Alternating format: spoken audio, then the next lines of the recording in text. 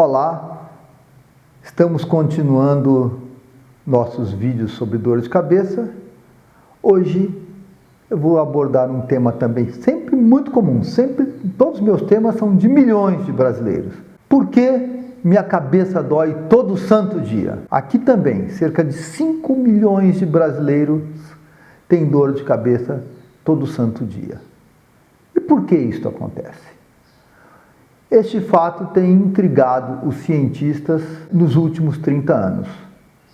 Na verdade, na população em geral, são 2% dos brasileiros, 2 ou 3%.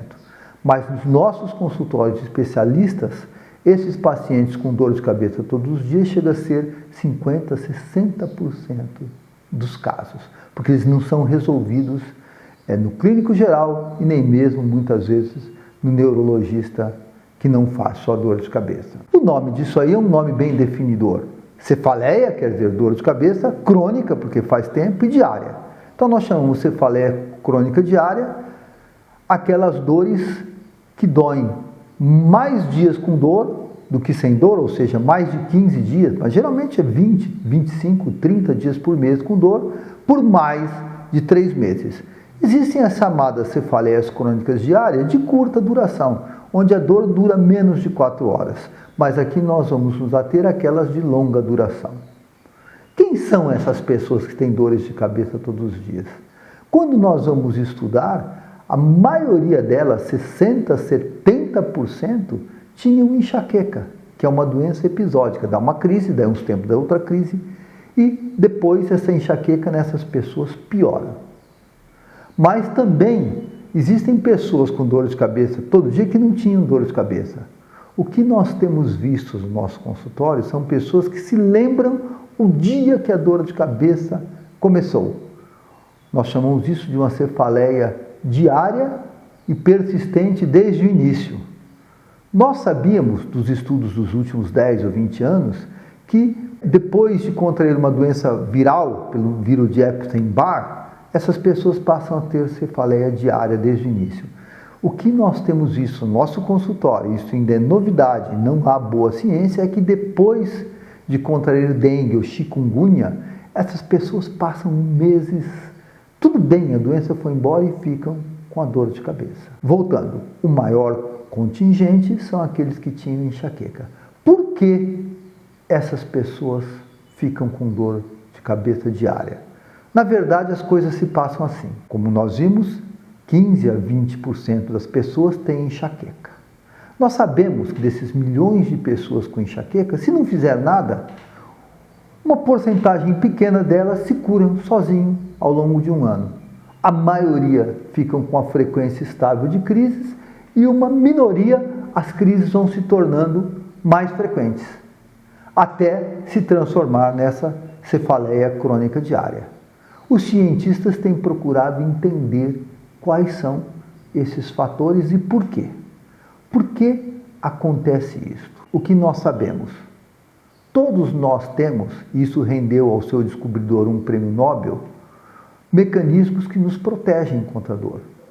É o nosso chamado sistema antinociceptivo. Como temos um sistema que nos protege contra infecções, temos proteção contra a dor.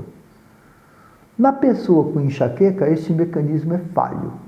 É como se fosse um elástico que ficasse um pouco gasto, um calção com elástico gasto.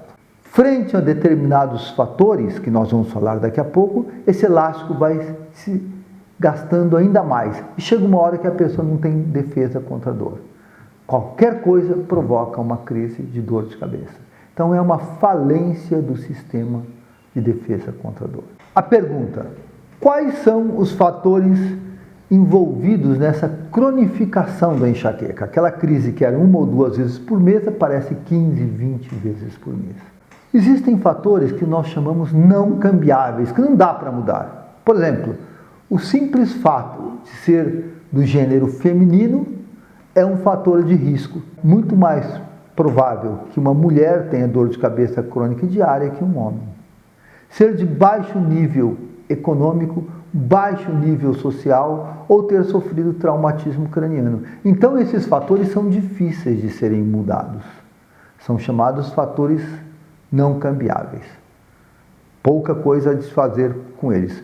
Por outro lado, há aqueles fatores passíveis de sofrer intervenção. São os fatores cambiáveis, são sobre os quais nós vamos discorrer. Primeiro, a frequência de crises. Quanto maior a frequência de crises, maior a chance de cronificar. É aí que o médico vai agir, na frequência de crises. Nós temos que fazer tratamentos eficazes e efetivos para diminuir a frequência e a intensidade e a duração dessas crises. Outro fator modificável, obesidade. Nós sabemos que quanto maior o peso, maior o risco de desenvolver cefaleia crônica diária. Abuso de analgésicos. Paradoxalmente, quanto mais analgésico a pessoa usa, mais dor ela vai ter. O analgésico provoca tolerância e dependência, o que será tema de aula futura. Alterações de sono e alguns transtornos psiquiátricos. Se a pessoa ficar deprimida, aumenta a chance de cronificar a enxaqueca, ansiosa, mas principalmente um grupo que são chamados portadores de transtorno de personalidade. Qual é o dever do médico? Agir sobre esses fatores. A obesidade, evitar tabagismo, tirar o abuso de analgésico e combater a enxaqueca. Em geral, o prognóstico é muito bom, mas há um grupo de pacientes que desafiam o especialista. Esse grupo de pacientes, quando nós formos estudar, nós vamos ver que são aqueles que têm transtorno de personalidade. Nada para ele está bom. Transtorno de personalidade é uma coisa que não atrapalha a pessoa. Todos os outros estão errados, menos ele. Esse paciente é desafiador para o médico. E o outro que nós estamos tendo problemas em lidar, mas nós estamos pegando a maneira de lidar, são aqueles pacientes com cefaleia crônica diária pós-infecções virais. Por outro lado, a grande maioria dessas pessoas com dor de cabeça todos os dias respondem de maneira muito boa ao tratamento com especialista. E onde eu encontro especialista? No site da Sociedade Brasileira de Cefaleia, sbcefaleia.com. Também recomendo que vocês acessem o nosso canal, Doutor da Dor de Cabeça, Carlos Alberto Bordini. Até a próxima!